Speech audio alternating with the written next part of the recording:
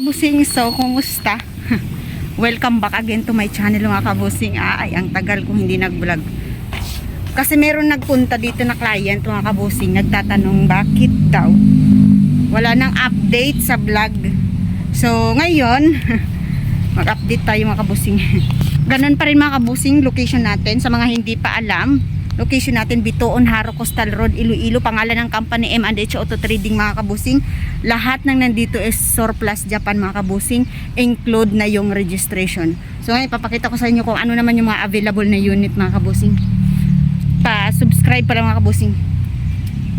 So ito mga kabusing yung available natin mga unit. Ito yung office natin. Ito yung mga available natin na unit na mga Isuzu manitanan mga kabusing. Ayan. So naghahanap kayo ng mga 14 feet, 16 feet. Meron tayo mga kabusing.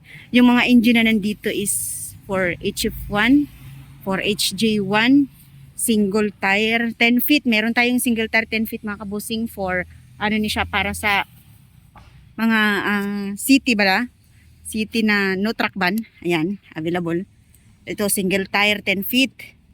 Another Isuzu. Meron tayong for BE1. Ayan, for BE1. And then meron din tayong mga Eagle Eye na Spider Eye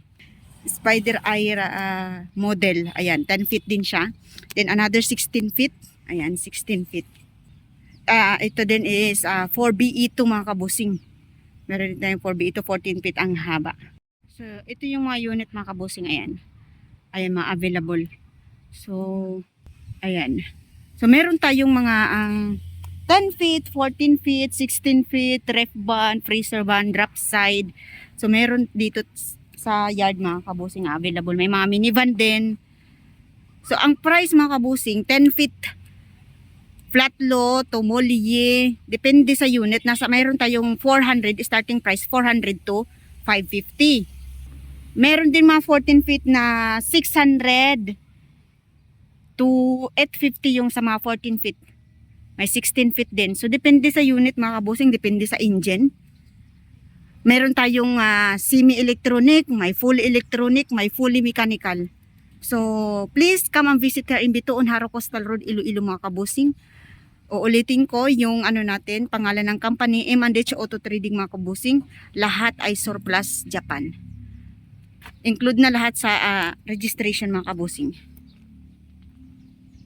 See you on my next video.